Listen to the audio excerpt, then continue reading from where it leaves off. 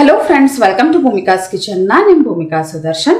ಇವತ್ತು 5 ಥರ ಬೇಳೆಗಳನ್ನ ಉಪಯೋಗಿಸ್ಕೊಂಡು ಪಂಚರಂಗಿ ದಾಲ್ ಅಥವಾ ಪಂಚಮೇಳ್ ದಾಲ್ ಅನ್ನೋದನ್ನ ಮಾಡ್ತಾ ಇದ್ದೀನಿ. ಈ ದಾಲ್ ಅಂತೂ ತುಂಬಾನೇ ರುಚಿಯಾಗಿರುತ್ತೆ.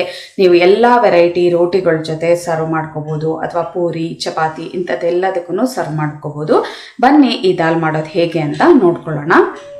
ಕುಕ್ಕರ್ ಒಳಗಡೆ ನಾನು 5 ಥರ ಬೇಳೆಗಳನ್ನ ನೀರಲ್ಲಿ ಚೆನ್ನಾಗಿ ತೊಳೆದು ನೆನೆಸಿಟ್ಟಿದ್ದೆ ಒಂದು 2 ಗಂಟೆಗಳ ಕಾಲ. ಎಲ್ಲ 2 ಟೇಬಲ್ ಸ್ಪೂನ್ ಹಾಕೊಂಡಿದ್ದೀನಿ.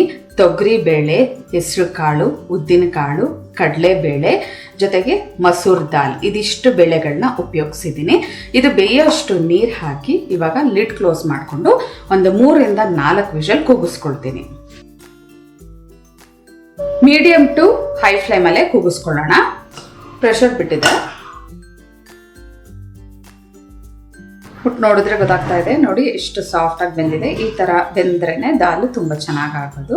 ಇವಾಗ ಇದನ್ನ ಪಕ್ಕ ಎತ್ತಿಟ್ಕೊಂಡು ಒಗ್ಗರಣೆ ಹಾಕೊಳ್ತೀನಿ. ಇದಕ್ಕೆ ಸ್ಟವ್ ಆನ್ ಮಾಡಿಕೊಂಡು ದಪ್ಪ ತಳ ಇರೋವಂಥ ಬಾಣಲೆ ಒಳಗಡೆ 1 ಟೇಬಲ್ ಸ್ಪೂನ್ ತುಪ್ಪ, 2 ಟೇಬಲ್ ಸ್ಪೂನ್ ಎಣ್ಣೆ ಹಾಕೊಂಡಿದ್ದೀನಿ. ಇವೆರಡು ಚೆನ್ನಾಗಿ ಮಿಕ್ಸ್ ಮಾಡ್ಕೊಳ್ಳೋಣ.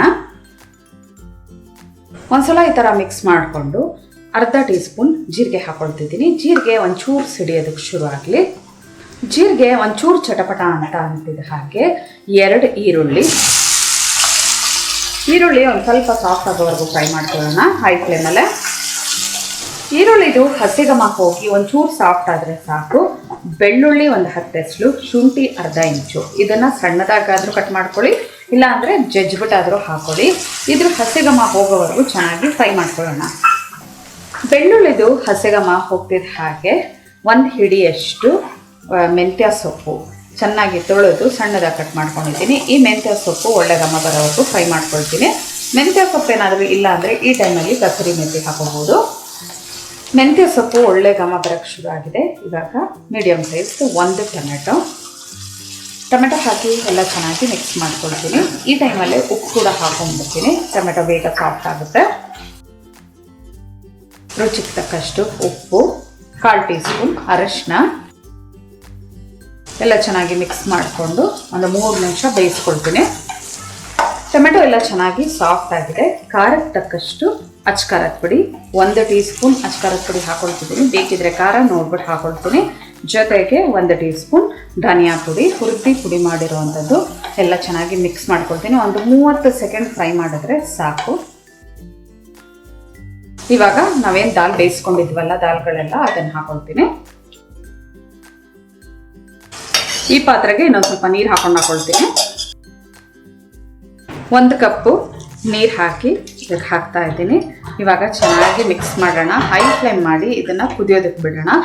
ಒಂದು 7 ರಿಂದ 8 ನಿಮಿಷ ಇದು ಚೆನ್ನಾಗಿ ಕುದಿಬೇಕು. ಆವಾಗ ಒಳ್ಳೆ ಟೇಸ್ಟ್ ಬರುತ್ತೆ. ಮಧ್ಯೆ ಒಂದು 2-3 ಸಲ ಮಿಕ್ಸ್ ಮಾಡ್ಕೊಳ್ತಾ ಇದ್ದೆ.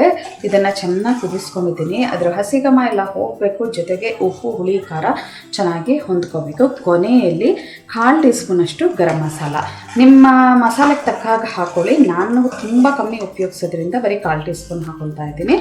ಇವಾಗ ಇಷ್ಟು ತೆಳುವಾಗಿದ್ರೂ ಇದು ತಣ್ಣಗೆ ಆಗ್ತಾ ತುಂಬ ಗಟ್ಟಿಯಾಗೋದಕ್ಕೆ ಶುರು ಆಗುತ್ತೆ. ನೋಡಿ, ಗರಂ ಮಸಾಲ ಹಾಕೊಂಡ್ಮೇಲೆ ಚೆನ್ನಾಗಿ ಮಿಕ್ಸ್ ಮಾಡ್ಕೊಂಡಿದ್ದೀನಿ. ಒಂದು 2 ನಿಮಿಷ ಇದನ್ನು ಚೆನ್ನಾಗಿ ಕುದಿಸ್ಕೊಂಡಿದ್ದೀನಿ. ಸ್ಟವ್ ಆಫ್ ಮಾಡ್ತಾ ಇದ್ದೀನಿ. ಸರ್ವ್ ಮಾಡೋದಕ್ಕೆ ಪಂಚಮೇಳ ದಾಲ್ ಅಥವಾ ಪಂಚರಂಗಿ ದಾಲ್ ರೆಡಿ ಇದೆ. ಸರ್ವ್ ಮಾಡೋದಕ್ಕೆ ಬಿಸಿ ಬಿಸಿ ಪಂಚರಂಗಿ ದಾಲ್ ರೆಡಿ ಇದೆ ನೋಡಿ. ಈ ಒಂದು ದಾಲ್ನ ನೀವು ಚಪಾತಿ, ಪೂರಿ ಅಥವಾ ದೋಸೆ ಎಲ್ಲದಕ್ಕೂ ಸರ್ವ್ ಮಾಡ್ಕೋಬೋದು. ರೈಸ್ ಐಟಮ್ಗಳಲ್ಲಿ ಗೀ ರೈಸು, ಜೀರಾ ರೈಸು ಇದೆಲ್ಲದಕ್ಕೂ ಸರ್ವ್ ಮಾಡ್ಕೋಬೋದು. ಇವತ್ತಿನ ಈ ಸಿಂಪಲ್ ರೆಸಿಪಿ ನಿಮ್ಗೆ ಇಷ್ಟ ಆಗಿದ್ರೆ ಲೈಕ್ ಮಾಡಿ, ಶೇರ್ ಮಾಡಿ. ಯಾರೆಲ್ಲ ಇನ್ನೂ ಭೂಮಿಕಾಸ್ ಕಿಚನ್ಗೆ ಸಬ್ಸ್ಕ್ರೈಬ್ ಆಗಿಲ್ಲ ದಯವಿಟ್ಟು ಸಬ್ಸ್ಕ್ರೈಬ್ ಆಗಿ. Thanks for watching.